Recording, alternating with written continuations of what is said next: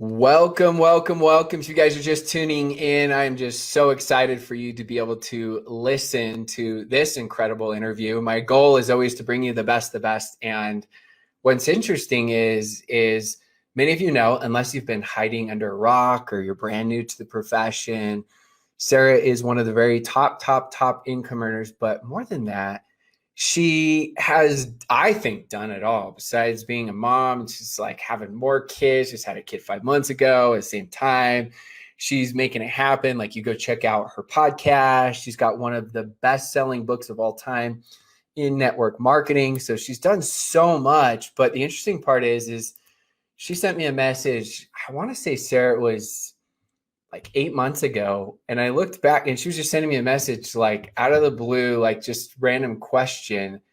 And I looked back and I'm like, we've never even spoken, but I felt like we knew each other extremely well. And we just chatted for the last 15 minutes. I'm like, I feel like we've known each other for 5 or 10 years. So I just want to say good job on your social media and your branding, because I'm sure there's other people that feel like they're really good friends with you. So even if we're not, don't say anything. I feel like we're really good friends. We're besties. We go way back.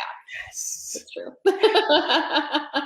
No, I just appreciate you. You've done so much for this incredible profession. And I mean, when you got started. Not only did you just rock your business, but you also went and created so much just incredible content. I'm like, how does she do it? It's like, here she is Instagram, here she is Facebook, here she is podcast, here she is with her book, here she is with more and more and more. And then at the same time, like taking care of kiddos. For me, I mean, I'm trying to keep up. At the same time, my wife's like, okay, I'm going to do this, folks, full time, and the kids, you can become obsessed and go do this on the side. So that's why I can't fully understand it. So I just want to say mad props to you on everything you've done. Now, give us the quick recap. Besides being an industry legend, prior to this incredible profession, what were you doing and what did you think about it?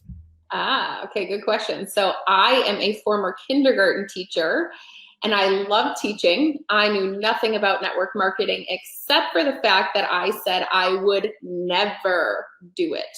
Never really knew why, but I said I would never do it.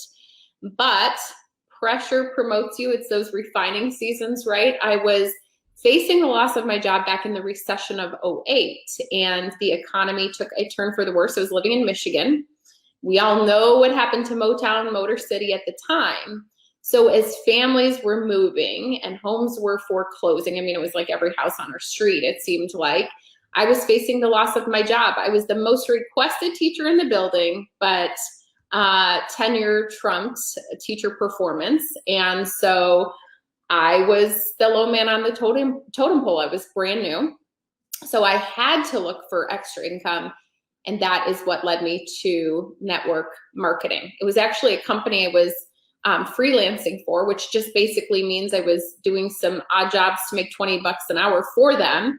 They called us one day, hey, good news, bad news. Bad news is you're going to lose your job, that other job, my side gig. Good news is we have another opportunity. We're going into direct sales, network marketing. Do you want to do it?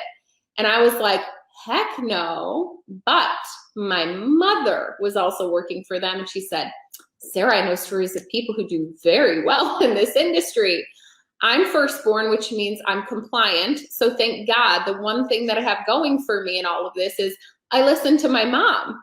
So I was like, I will just try it. I have nothing to lose. I need to make some extra money.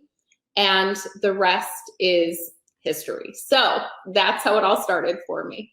Oh, I love that. And it's interesting. I found that a lot of people that have had success in this profession were former teachers or former coaches or former athletes, or things where it's just really learning about the process and the journey and the teaching. And so it's ironic when people come in, they're like, I'm really bad at sales and I'm not an extrovert and I can't do this and I can't make this happen. And I just smile because I was running a tennis club prior to network marketing, and I got called in by the 3 C's, the CEO, the CFO, and the CMO. They're like, Rob, you're really good at teaching tennis. You've grown the program tremendously. I'm like thinking in my mind, yeah, I'm like 24 years old. Yeah.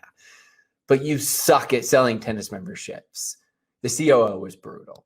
And I thought, oh, he's like, you are so bad at selling tennis memberships. He's like, you have got to step up your game. So I had this negative association thinking that it was going to be a negative type sales. And yeah, I had a mentor that told me, look at your wife. She's 10 times better than looking than you. He's like, how did you get her? You had to sell her. And then he's like, look at your kids. They sell themselves when they want fruit snacks. He said, so good sales is just communicating information well enough, people make an educated decision, right? Rather than trying to convince them to do something they don't want to do. So we want to hear some big perspective from you on vision. One of the favorite things I always say is good leaders have vision. Mm-hmm. Great leaders, of course, they have it. Learn how to give that vision. So the good leaders, I'm committed, I'm going to do whatever it takes. The great leaders learn how to convey and communicate that vision. And so I'm so excited to talk about this. So you've dealt with, you have an insanely massive organization. You've dealt with a lot of people that aren't part of your company. Where do they even begin? Where does one gain a vision in this? Because a lot of times their why doesn't make them cry on day one. They just want to make their money back, right? So it's like, what do you say? Well, in fact, their why can make them cry in a really negative way. Actually, my why in the beginning was definitely not motivating because it was so big. So every time I failed, I just felt like an utter failure. I had 2 people on my team. One person quit. That was half of my team. I was never going to get to this multi-million-dollar dream. Now, by the way, multi-million-dollar dream was not my lifestyle. I actually wanted to start a foundation for women and children that I would fully fund through my Rodan and Fields business. And I'll never forget one of our corporate coaches sitting down with me saying, so Sarah, what is that going to cost? And I told her millions. And she said, so how does that feel? And I said, I'm overwhelmed. So then the conversation went further. So, when somebody tells you no, what does that lead you to want to do? To work harder, to keep moving toward the thing? I was like, no, I just want to quit because it doesn't even seem possible. And I think that's the biggest mistake we make as leaders is we get people to the big why, but we don't break it down into bite-sized goals. So the question that she asked me next, that was the most impactful to me, is she said, so what is a goal that we could work on now that would help you to feel a little bit more like you're starting to work toward that thing or toward achievement, feeling like you've achieved that thing. And she gave me great advice. She said, let's set aside, you decide a portion of your paycheck per month that you start to contribute towards causes that motivate you and excite you. And I decided to put 10% of my check. So if I made $200, it was $20 that I could do something nice for a family in need, whether it was a gift card, groceries, sending a mom, 5 kids, single mom, to fine arts camp, to building a handicap ramp. And as my income grew, so did the impact that I was able to have on others.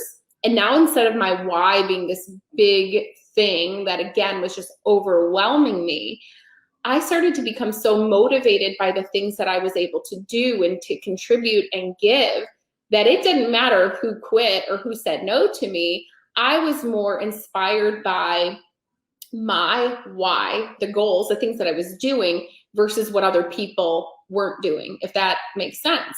And then as my income grew, so did my impact. And now, we build the orphanages. Actually, last year, and the hardest year, really that we faced worldwide together, we were able to gift our first home to a family in need that was so deserving. And so now I look and, when people say, I quit, I don't see the vision, whatever the case may be, I am more motivated by our contribution. I feel sad for them when they don't see the vision, if they quit before it's time, but it's because I've been so clearly aligned on what it is, but also have worked on those goals and allowed it to grow over time. Yeah. And I love how you talked about that. And I love how you talked about just breaking it down, because I know it can be overwhelming and daunting as people go. And I think sometimes people focus so much on the why when someone starts and they don't realize that, the why is there, but they can't envision being at the top of the mountain right now. They need to take a couple little steps going forward.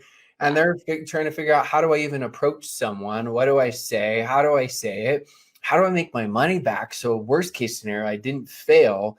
And then of course, from there, of course, they want to be able to dream big. But a lot of times we make it too complicated and we'll go spend, insane amounts of time as people are starting this business. So the next step would be, I think this is the harder one for many, because the ones that have the vision, I call them, there's the victims. And then in my book, The Game of Conquering, I talk about the survivors, the ones that have committed to not quitting, which is good, very good, but not good enough. If you want to have success, of course, you need to become a conqueror, where you understand urgency is synonymous with wealth, but you learn how to actually give that vision. And some it comes naturally and sooner, and others it takes longer. So what are some different ways that you help? And obviously we have some of those answers from before, but as one wants to emerge as a leader, what are different things you've seen that can help for one to be able to give that vision to someone else on their team? Like, say the person that's been in for 6 months and they're not motivated right now, and maybe they're burnt out. It could be anyone. That's just an example. Mm-hmm. It's really, the biggest mistake that I made was trying to motivate people with my goals for them. So I would say, my goal is for you to get to this level or to achieve this thing. And we put our own motivation on other people, and they may not live up to that. They may not desire that for themselves. And I learned a big lesson I'll never forget when I started to ask people, what actually motivates you? Like, what is your goal for this month? Because it's very interesting. In this business, we've got all these goals to hit our title, to hit, what that thing is that we're going for. So all of a sudden we delegate goals to everyone. Isn't that great? Delegate, here is your goal. No, it doesn't work that way. So I started to learn to ask the question, what is your goal this month? What motivates you? And here I am pushing all these people to get to all these different levels. And I'll never forget when I asked this gentleman on my team and I said, what is your goal this month? I know it sounds so simple, but it's true. And that's what unlocks achievement in others when it becomes about them. What's in it for me? What's in it for them? And asking him that question, I found out his goal was to earn $50 that month so he could take his wife out to dinner for a date. And here I am trying to put this goal. I can teach you how to make $10,000. That wasn't his goal. And so it became as simple as, let's help you get a customer this month. And all of a sudden, that unlocked possibility for him. It empowered him that, I don't have to go and recruit 100 people. You mean to tell me I can get $50 when I find a customer? Game on. And all of a sudden, that unlocks achievement, right? It's the motivation he needs, the activity he needs. In reality, when people hear my story and they see my success, the truth is, my organization, this massive organization, $2 billion in sales, what is it comprised of? A lot of people, each doing a little bit and then a little bit more. But we have to be clear on asking people what their goals are. Motivation is internal. It's not something that we can't do this for people. It comes from within. That's why it's so important to ask people, what moves you? What motivates you? What are you working toward this month? And if it's a dollar amount, help to break it down for them, a plan. You can earn blank when you blank. If it's $500, you can earn $500 when you get 10 customers or whatever the case is for your company, but giving them a roadmap. And then they feel like, you know what? I can do this. I have a plan. Then we move into, okay, so what type of activity, what does that look like? Let's give you some inviting language. Let's give you some ideas on how to get there. That's how we motivate people, by getting them into activity so they see, there's fruit that comes from this. This is great. And then they want to do it again. Yeah, a couple different things really stand out that you said. I'm thinking back to some huge mistakes I made when I started. I had these huge goals and some insane number that I had in my head. And I don't even know if I really believed the number, but in my mind, I thought everyone else had the same goal. And so everything for me it would be like trying to make your kids professional athletes when they just want to play for fun, right? Some don't even care to really play a lot. They just want to be there. And I was trying to turn everybody into these professional athletes, and it was frustrating for me. And I can't imagine how frustrating it was for them. And I acted like I was doing it for them.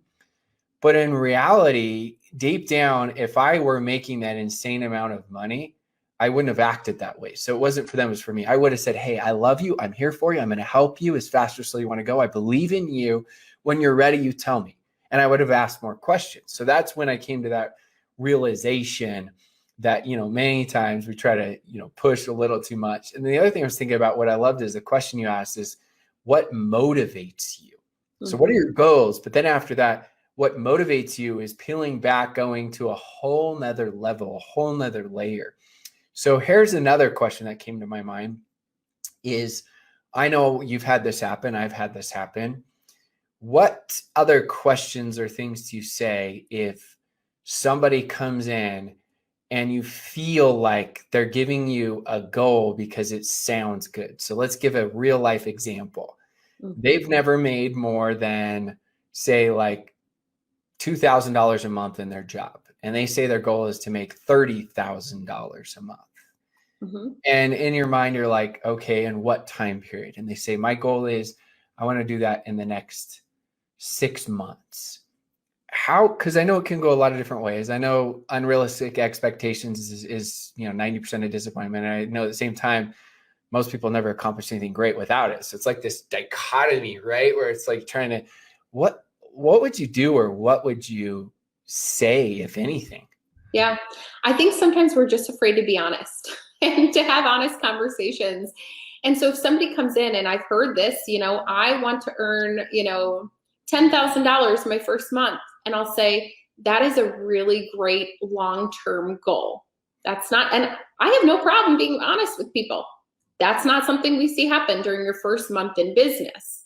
Here's what's, a more realistic timeline that obviously is based on many variables, no guarantees.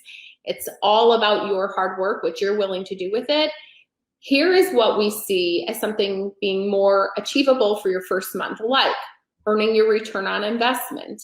What would an extra $500 mean to you and your family this month? How would you live? How would you give? If it's somebody that, financially they're doing well, is it somewhere that you can contribute, and really offering them up what a more realistic goal for somebody in their first month could look like based on, averages, what you're seeing, what would be a more achievable goal, helping them to understand what it looks like, and then asking them basically what would they do with that, but also validating too, to say that's a really great long-term goal, and not, shutting them down.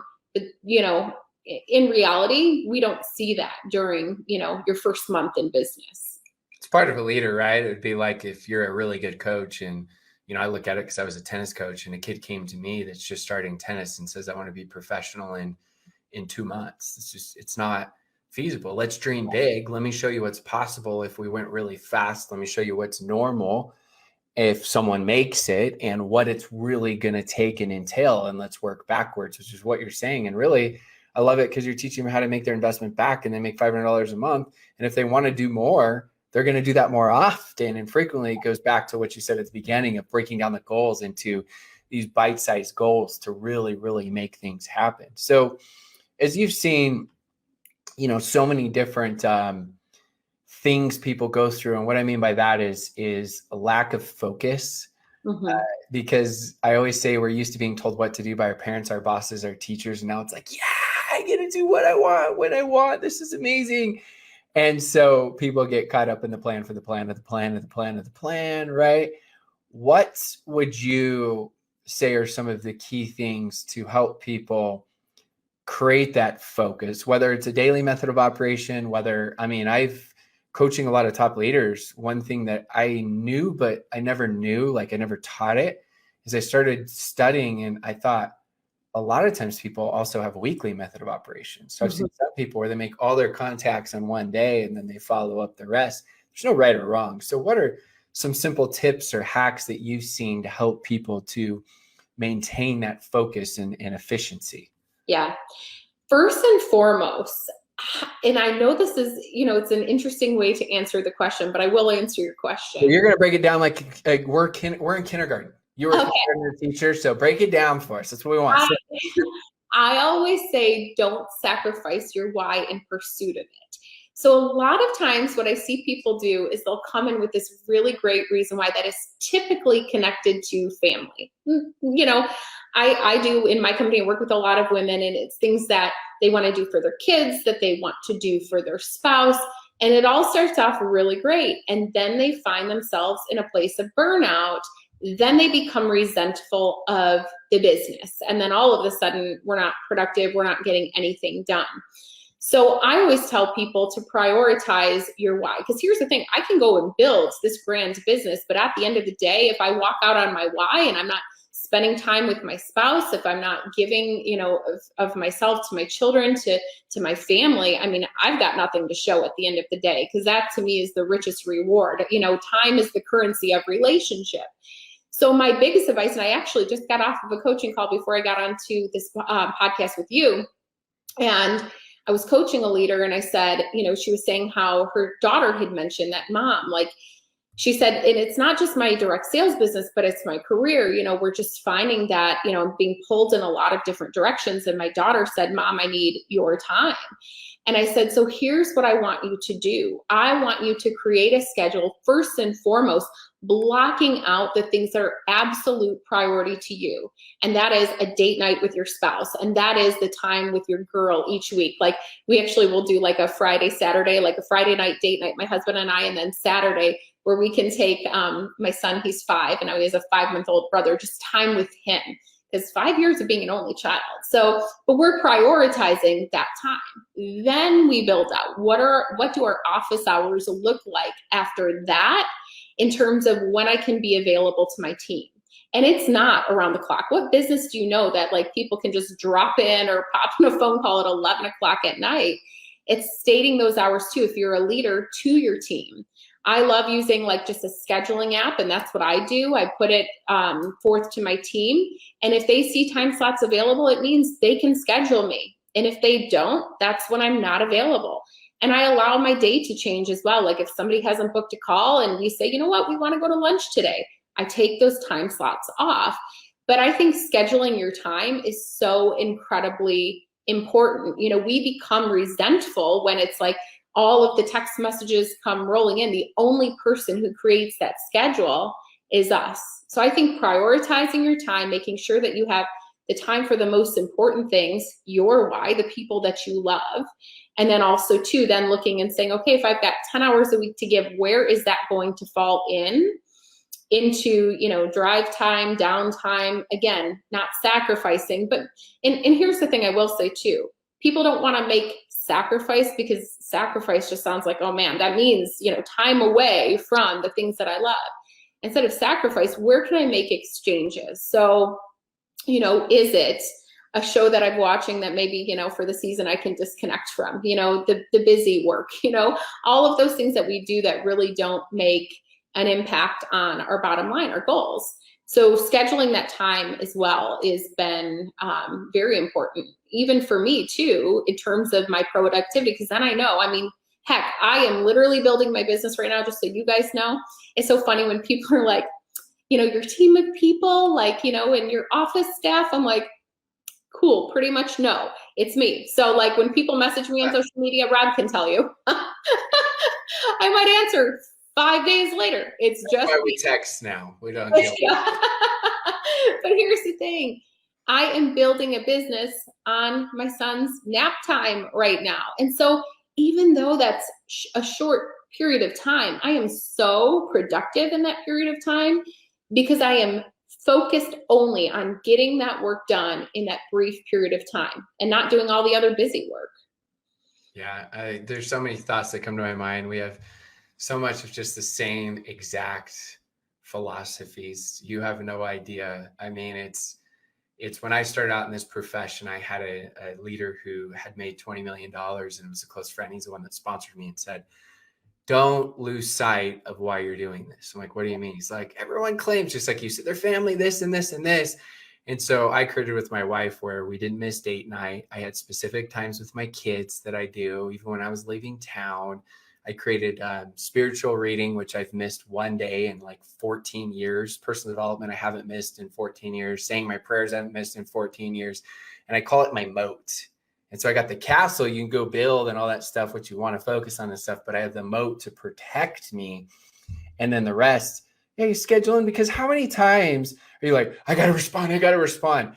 And if you go see a movie or something, and you don't have your phone for a couple hours, you come back out, you catch up in 10 minutes. Come on, people, like, you're going to burn yourself out in a negative way. You're going to have less energy when you do work, because in your mind, you think you're working so hard. This business is not about trading time for money. It's a lot different. Yeah, you still need to work hard, but it's in the times you do. And then I love how you said the word exchanges. I've never used that. I'm going to borrow that. I'll give you credit the first 3 times. Then if I forget, you just call me out. Okay? Because sacrifice, I always joke around, is a bad word as well. But it's giving up. People have to associate. Sometimes you give up some of your likes to gain your loves. I love spending time with my family. I love doing family vacations. I love making a difference in the world with my business and influencing people. I like my TV shows, right? So I gave up some of those likes to gain my loves. And I love the word exchange. That is such, you just phrased it in such a good way. So last question, you've seen so many people have success, and so many people that you probably thought were going to have just tremendous success and not. And then other people you thought, you know, you hope for the best, but you probably thought, odds are this person isn't going to do much. And they absolutely crushed it. Yep. What are some commonalities you've seen of people, whether they're principles or different things, of those that are successful that they have in common? I don't really care if it's just one thing, 2 things, 3 things, whatever you want. But when you just start thinking of your teams, your organizations, other people in the profession, everyone has their own style and personality and uniqueness. What are some commonalities you've seen of those that are successful? For sure. Because I will tell you, just because somebody had success doing something else, it doesn't mean that they do in this business. It is always, I mean, for me, 100% of the time that somebody came in talking a big game and they did absolutely nothing.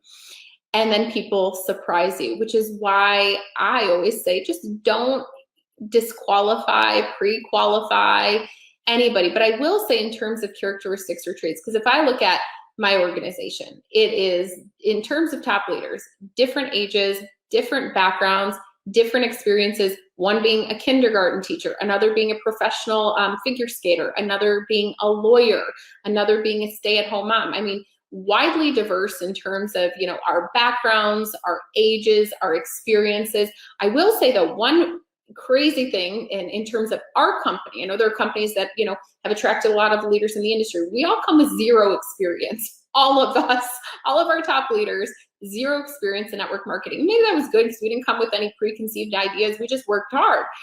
But I will tell you, if you look at, you know, what do we all have in common? It's that grittiness, that stick-to-itiveness. It's like we have weathered any season, any storm, when things were tough, through the nose, people quit, this, that, and the other. And I always say, when I look back, even in my childhood, I've always had that spirit of excellence. It was, okay, even if I'm not great at it, I'm just not going to quit. And if other people are successful, I always had the mindset of, I can be too, I just have to learn and I have to give it time.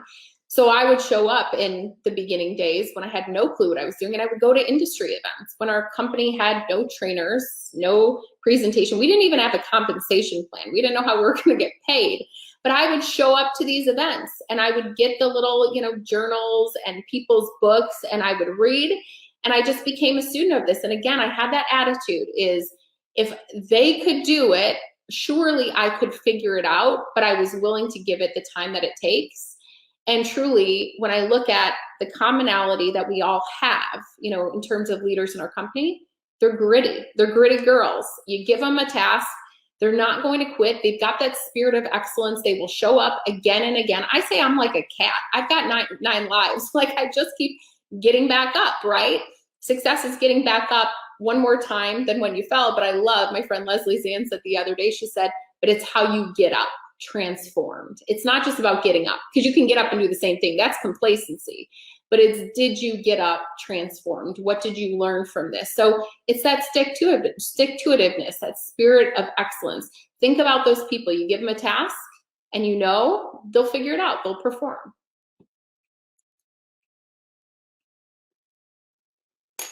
Oh, I can't hear you.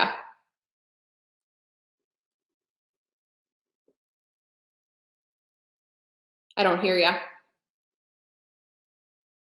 See, There you we are. go. It's funny, we See? joked around about that earlier before we started, right? Because your mic was off, and we're like, Yep. as we go. I was just saying, I'll take tough over good any day, because tough will figure it out. Whereas if you're good and not tough, you got a bad day, bad week, bad month, bad quarter, your ego can't handle it. And I actually firmly believe this is one of the reasons why women are more successful. If we're speaking overall in this profession, is because a lot of men, I know I'm generalizing here, men, so don't kill me, but a lot of men, if they have that bad day, bad week, bad month, they just say, oh, I just don't have time, or they make excuses, it didn't work for me. Whereas women, they may say that, but then they come back more often than not. They're much more tougher and willing. And so it's just such a key characteristic to really understand, because everything worthwhile is going to take time. Everything worthwhile is not going to happen overnight, right? So Sarah asked me not to, which is kind of ironic. She said, hey, don't promote me, nothing. Let's just provide value. So what I'm going to do is the opposite, and I'm going to promote her. Tell us the best place for people to find your book, number one, because sometimes I know it's a website, sometimes it's Amazon. And number two is, tell us real quickly just about your awesome podcast so they can learn and listen more to you. Cool. And I'll just quickly say this. So Robbie talked about how I built all of these social places. By the way, I tell this story all of the time. When I started my Facebook page, I had like hundreds of thousands of people on it. I didn't sell a darn thing for the first 10 years. Everything was free, everything. And still the majority, 99% of what I have is free. You can go and people are like, I listen to you on YouTube every day. I'm like, that's cool. It's years worth of stuff free, and I don't sell one thing. So I started actually because people asked me, can you give tips, coaching, etc. And I'm like, I'm one person. I don't have time for, coaching individually. And so I just shared it for free, and I created a generic page. So that's it. There's such great content for free. It's on my website. It's sarahrobbins.com. Sarah with an H, Robbins with 2 B's. And there you can find my book. You can find free resources, videos, blogs, etc., all that good stuff. I've got a podcast, and you can find that on YouTube. It is the Rockstar Recruiting School. So that is there, and hope it helps and helps you in building your business too. Well, I'm sure it will. And I always appreciate when guests come on. And I know that you got with your 5-month-old, and I'm glad we were able to fit it in with everything that's going on right now in life. And I'm excited to connect more with you. So thank you so much, Sarah, for coming on and providing so much value and insight. I know I appreciate it. And I know everyone that's tuning in does as well. Thank you. And thanks for watching, guys.